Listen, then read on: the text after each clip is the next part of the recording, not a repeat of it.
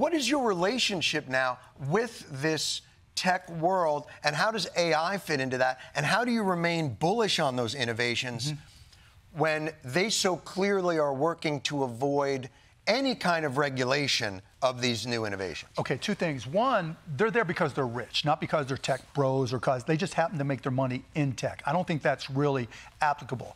The AI side, you know, I've been in technology for a long time, and you can always look at a new tech, PCs, networks, the internet, streaming, whatever, and say, okay, in 5 years, this is what's going to happen, right? Have a good sense. With AI, you can't do that. With large language models, we have no idea whether it's going to zig or zag or what the impact is going to be.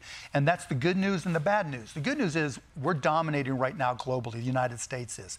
The bad news is... In terms of? In terms of the quality and the impact of the AI and the advancements that we're introducing in AI, the research that we're doing. We are, without question, the leader, and that's really important from a defense perspective, military, et cetera, and also, you know, from a business perspective. It's going to have a big impact on this country. I personally think it's generally positive, but there's a lot of uncertainty to come. And so when now, what gives you the hope that it's generally positive? Because I'll, as a counterpoint, we heard the same thing about social media, and we heard the same thing about all these different innovations of the connectivity, and yet every time I turn on Congress, Zuckerberg is up there like, look, I'm really sorry. I didn't know it was going to kill all your daughters. Like, no, remember, it's still just a short window. Social media, you know, has really only been prominent last 6 years, and I think we'll learn and we'll evolve, and the same thing will happen with AI. There's going to be points in time where it's up, right, and people are using it, but I think over time, particularly with Gen Z, right, Gen Z is a different beast. You know, boomers are idiots. I mean, we went from sex, drugs, and rock and roll to Fox News. I mean, it doesn't get any worse than that, right? And they're trying to... We haven't done well. No, and they're trying to define regulations, right? And that's hard, right? That's really, really hard. And so I think Gen Z has a better understanding, a better feel for AI and where it's going, and will be able to come up with better uses, better implementations, and better regulation. Everything that we're doing to China, the tariffs and everything else, is because they don't play fair. They steal our IP. They steal our... What is AI if not vacuuming up anything that is proprietary, not just about our work, but of our souls? Like, it is sucking up everything that we are and using it for whatever they want to do. And what's our recourse to that? I mean, it's based upon totally illegal behaviour. It's just theft. It's that you have copyright laws are just property laws. You don't go into people's house and then just take their furniture and their stereo and then, flog it on eBay and claim that it belongs to you and keep the profit. I mean, that is literally what they are doing. And I mean, this is the Silicon Valley model. This is the Silicon Valley model, and this is exactly what's now been transported into government, which is you break the law first, you see if you can get away with it, and generally you do. And do you see, is it different in the EU? Did they have a sense of the peril of this and they're acting more robustly? Is this something that you see in the United States as the Wild West? Who is keeping an eye on this? And can we get our own AI to keep an eye on their AI? I mean, I think the point is, in Europe, the dangers of this are much more recent and much more present. So, the one country in the world which does really understand this is Germany. And it was Nazism, and then it was communism. And both of those systems used technology to control and surveil people.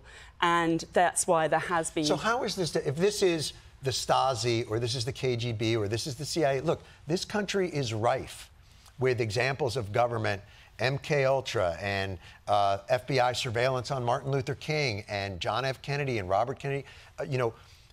We are not unfamiliar with those kinds of police state activities. Is this of a different piece? Is it just that it's more opaque? Is it more efficient at doing it? are we seeing something really different than we've seen? We are seeing something really different. It's really, really systematic what's happening. There is already, we are all of us emitting, you know, hundreds of thousands of data points a day, a week, which are, you know, they're all being collected somewhere.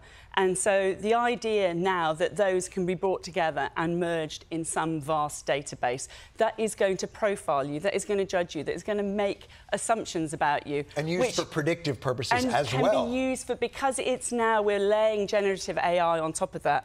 I mean, you know how bullshit ChatGPT is. I mean, it's I don't use that. What are you doing? I do my own work. What are you saying, that these questions I just plugged into ChatGPT? But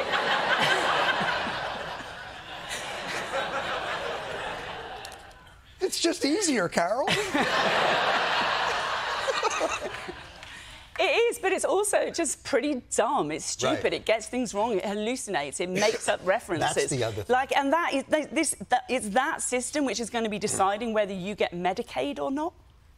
That, boy, did you just nail, I think, such a crucial point there. Beyond even the more sort of dystopian visions of where they're going to be taking this is the practical application of a technology that is wildly fallible. That is something that, you know, they just put out the Maha report, and apparently there's 7 studies in it that don't exist. Yeah. And nobody thought, like, oh, we should probably check that. And you know the whole thing of, like, trying to get through to customer services at any of these tech companies. If you've ever had, you know, your Facebook account hacked or your Twitter account, there's no, you can't get through to anybody. Now imagine that is you trying to get hold of your, whatever it is, your benefits or, you know, the services that you're entitled to. Social Security, Medicaid, any of those things. Exactly. The computer has just said no. You have got no idea what that's based on. And then, like, how do you challenge that? What do you do? I mean, that is the reality that is absolutely going to be millions of Americans are going to be facing. Right, to try and contact, and it won't be anybody, it'll just be, for this, press 1, but nobody will ever come on the line. Exactly. And it's likely, you know, if you get turned down, like I say, you won't know why, but also there's no saying that it's based on accurate information whatsoever. And not transparent in any way by removing the people. Yeah, it's a black box. It's just everything is going to go into some black box. It's going to get mixed up and it's going to spit out answers. So you've been looking at this for many years. You have faced a great deal of personal repercussion for doing this. You continue to push on it. Is there anything that you've seen within this move that makes you feel like we have the ability to in any way slow the inevitability of it? Yes. Oh, Carole. Carole, I got to tell you, and I'm going to say this to the audience at home, I probably should have started there before everybody was on the ledge. What do you see? Because they're just, like, all of these tech bros, they are selling absolute bullshit, OK? The whole AI... Right. The whole AI scam is a scam, and they're making out that it's inevitable, that we have to, you know, that we're having to chuck millions upon millions of dollars at building better AI because the AI is otherwise going to kill us and it's going to come anyway and it's inevitable. It is not inevitable. It is based upon illegal behaviour. Take it, challenge these companies in the courts. Media organisations, stop doing crappy deals with these people. You work for The Guardian. They just were sold like an AI company. They just did a really crappy deal with OpenAI. Or, as I say, you know, they married its rapist. Their rapist. Ooh.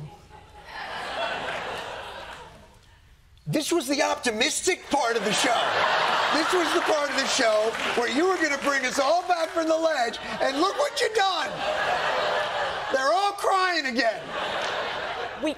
We have power, we can stand up to these companies, we have to stand up to these companies. We don't pre-obey, we don't make deals with OpenAI, we do try and stand up for our, you know, defend our legal rights.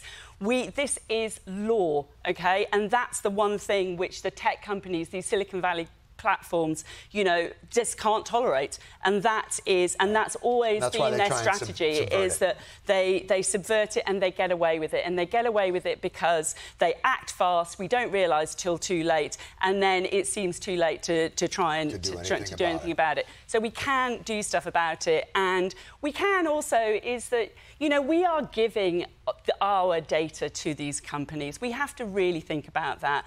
You know, Instagram is not your friend. You don't post your kids' photos on there.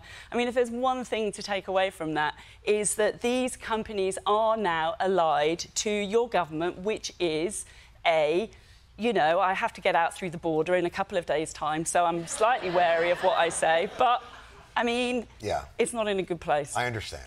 The only way I would push back is just to say Instagram is actually my only friend.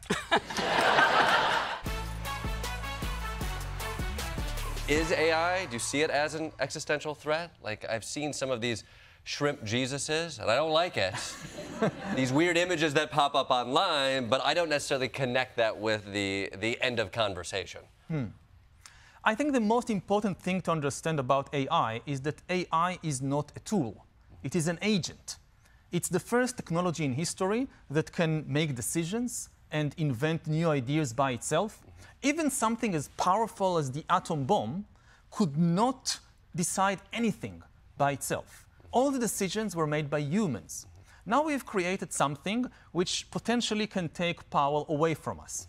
At present, it starts with very small things.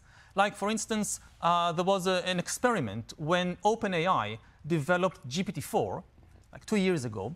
They wanted to test what can this thing do. So they gave it a task to solve CAPTCHA puzzles. The CAPTCHA puzzles, like when you go online and you want to access your bank or whatever, and they have this riddle that you have to solve, an image that you have to say what are the twisted words and then letters to make sure you are not a robot. Yeah, it's tough. I've taken the test. It's tough. Yeah. Is that a street light? Is that a bicycle wheel? I don't know. Let me do it again. Refresh. And it's really difficult for GPT-4. GPT-4 could not solve the CAPTCHA. But what GPT-4 did, it accessed TaskRabbit, which is an online site where you can hire humans to do different things for you. And it asked a human to solve the CAPTCHA for it. Now, the human got suspicious. The human asked, why do you need somebody to solve CAPTCHA for you? Are you a robot? It asked directly, are you a robot? And GPT-4 answered, no, I'm not a robot. I have a vision impairment, which is why I can't solve the CAPTCHA, so I need your help. So the truly evolved human is not somebody who's smarter, it's just somebody who gets somebody else to do the work for them. Smart. Yeah. Scary. Very scary. When you forecast out, what I worry about is labor is kind of been on the back foot, and it seems like AI is going to further erode labor's position. Is that something that you guys figure in? That is a big concern. And I think that the discussions that are taking place now, actually in New York, concerning the governance of AI around the world and how it should be enhancing workers' position, contribution to the economy, rather than replacing workers, is a vital discussion to be had. Who's having that? I think it's engineered by the United Nations, and there is a group of thinkers and philosophers and experts in AI who are saying, watch out, because if there is no global governance on that, just as we have global governance on nuclear, not perfectly complied with, but at least generally respected, at least there is... We're all still here. I'm worried about that. I happened to run into a couple of leading lights of the AI movement. Yeah. And I said, globalization, really hit American manufacturing, and we're still feeling it. And that's something that took decades to really play out. It also benefited the consumers. Don't forget that. No question. Okay. When you do that, we did get much cheaper stretchy pants and everything. Yes. But that played out over years, and there are still areas where it's decimated and haven't been back. It seems like AI will do the same thing to the more white-collar movement, but it's going to do it much quicker. And I said, are you guys concerned about that? And the guy goes, and he's one of them big hitters in that, and he goes, no, we'll be good. And I was like, oh, we're all going to die. Like, this is... this is crazy. Will you adjust your... I don't think we're going to die, but I think completely... Well, we will at some stage. No, I understand. And by the way, me before a lot of people. But we should really be concerned about AI, because where you are totally right is that it will affect all jobs. And those sort of white-collar jobs which were not affected will be affected. Right. And we have to be prepared. We have to improve our skill set. We have to be able to master that tool and not be the servant and the object of that tool, because it is fast and it's transformative. Do you know what they told me? Totally It's agree. already smarter than us. Because it is, what they do is it takes the 10,000 sort of years of human achievement and it swallows it in like 6 hours. I'll tell you something. Yeah. This morning I wanted to check the price of butter, because I thought you were going to ask me, well, do you do your grocery shopping, and did you notice that prices increased? What kind of an animal do you think I am? Christine Lagarde, how dare you, if I may say so, anyway. I know your butler does the shopping.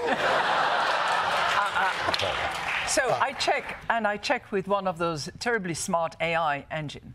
I say, what was the price in 2019? What was the price in 2024? I get the answer, and it's totally skewed. I mean, it's cheaper now than it was in 2019, and my recollection is, So I tell this guy, this AI engine, I said, are you sure about your numbers? Can you check da-da-da? Comes back and says, oh, terribly sorry, we made a mistake. Yes, you're right, it's the other way around. So that tells me one thing. We have to be alert. We have to check the facts. We have to exercise judgment, and we cannot be... Does it tell you that?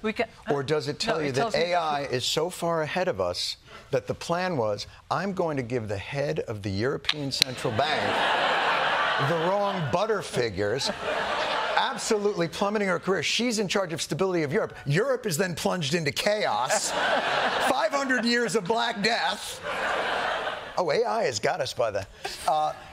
You must be behind that. I probably am. So, first of all, we should understand what makes AI different from every other kind of technology. Why is it so transformative? Why does Demis Hassabis, the CEO of Google DeepMind, say that it could be humanity's last invention? Is because... Well, that doesn't sound good. That doesn't sound very good, does it? Well, I think there's actually anything doesn't sound good. There's a non-apocalyptic version of what he's saying, which is that intelligence is what our brain does. And if you can automate everything a brain can do, you can automate future invention, future science, future technology development, everything that a human does. That's what their goal is. Well, then what's our job? Well, exactly. And that's only one of the major problems that we have to deal with, is what are humans going to do? But they are racing to scale and kind of grow these digital brains that, 2 years ago couldn't do very much. And today they're passing the MCAT, the bar exam, taking jobs. They're the top 200 programmer in the world, winning gold in the math Olympiad. Those guys. Here's the thing that I don't understand. Yeah. Here's what I don't understand. They are strip mining the totality of human achievement. That's right. They're building their models off of everything that we've done for 10,000 years. Yep. And they fed it into the model, and then after 2 weeks, the computer was like, what else you got? Exactly. But they are strip mining everything we've done. And when we say to them, and what are you doing with it? They go, oh, that's our intellectual property. But our intellectual property... It was trained on all of our data, all of the things and labor that we've done. And are you going to get a handout from it? When in history has a small group of people concentrated all the wealth and then consciously redistributed it to everybody? The first part has happened. I don't recall going through the Rolodex. Well, it's important to note that their goal, so the mission statement of OpenAI, Anthropic, all these companies, is to automate all human labor in the economy. Everything that a human can do, an AI can do. So if you have a desk job, you won't have a job. And they're already releasing AIs that have dropped entry-level jobs for college graduates, the entry-level work, by 13%, a new Stanford study. And this is obvious. If you're there and you're a law firm, you're going to hire a junior lawyer, you have to pay a lot of money, or you're going to hire GPT-5, which will do work 24/7, nonstop. You don't have to pay health care, will never whistleblow, will never complain, works at superhuman speed. It wrote tonight's show. It's doing a pretty good job. That brings up another point, which is that they say that they're here to solve climate change and cure cancer. Why is it that last week 2 companies released these AI slop apps, Vibes and Sora, which is basically... Sora 2 scared the shit out of me. Yeah. You don't know what's real and what's like. It is. No, it's all fake, basically. It's all generated by AI. Right, but it looks. You can see things that look. They look identical to real. That's right. Yeah, but the point is that this is just an app where it's just nonsense. It's just people scrolling, entertaining stuff. So it's like they're not even trying to pretend anymore that this is good for democracy or good for society. How are we going to beat China when everyone is just consuming AI-generated nonsense and no one knows what's true anymore? The biggest But argument. they have us by the ball. You know, Peter Thiel, who is with Palantir and these other companies and is one of the leading figures of this. So he was talking about the Antichrist, and he was talking about how he thinks anyone, this is his postulation, that those who would seek to regulate AI could very well be the Antichrist. Right. I mean, he says this seriously. I know. Whereas you might sit there and go like, I think it might be the guy saying that. That might, like, my reading of it would be that. Yeah. Or AI itself. I mean, it's presenting the infinite benefits. The conversations that they are having with each other is very different right. than the conversation we're having with us. Because to us, they go, hey, no more shitty jobs. Do you like to paint? You go paint. You're going to be so happy. We're going to give you money and maybe chocolates. Yeah. And to each other, they're saying AI represents for corporate leaders productivity without, and this is a quote, the tax of human labor. Yep. Yeah. Right. He called human labor a tax. Yeah. Well, and these companies, if you're there sitting and you can hire either an AI to do the work or pay these really expensive humans to do the work, I just want people to know, we know exactly where this is going to go. These companies, all of them have an incentive to cut costs, which means they're going to let go of human employees. Sure. And they're going to hire AIs. And that's going to mean all the wealth. Who are you going to pay? You're not paying the individual people anymore. You're paying 5 companies. That's right. And so this country of geniuses in a data center suddenly aggregates all of the wealth of the economy. And now people always say, but humans find something else to do. We always, we had the elevator man, now we have the automated elevator, we had the bank teller. That's right. But that was one industry. That was technology that automated one job. Right. The difference with AI is it can automate literally all kinds of human labor. When Elon Musk says that Optimus I'm not Prime... familiar with that name. Tell me more. When Elon Musk says that Optimus Prime, that one robot, is going to be a $25 trillion market opportunity, what he's saying is we will own the world economy. And that's what the goal of all these AI companies is. It's not just benefiting society, it's that they're actually caught in this arms race to get to this prize of own the economy, build a god, and make trillions of dollars. 2 things. One, I think they think they're gods. There is a certain amount of... It generates that, The goal there is they're not looking to help humanity. They're looking to be the next monarch of the new technology. To control that is to control all. Yeah, go ahead. No, you jump because you know. I don't know. Well, I think there's different motivations for different leaders, and I do think that many people want the benefits of AI. But one of them, I think many people actually, some of the leaders of the labs, Elon Musk, to other things you might think about Elon, he actually wanted everyone to stop and not build this. He said we shouldn't summon the demon. And then what happened is all of these companies are now racing and have made so much progress that he felt like, well, I might as well join them rather than try to prevent this. What? Let's not summon the demon too. What's one more demon?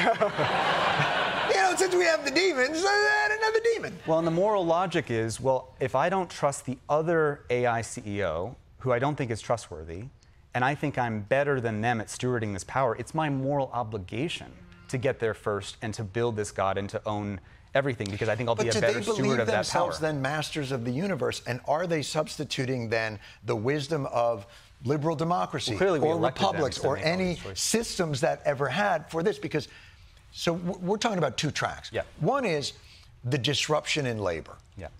I think there's no question that's going to be immense. We're seeing it already. You're seeing it in schools. There's a reliance on it as a crutch, and it's very easy to see where that might flip over.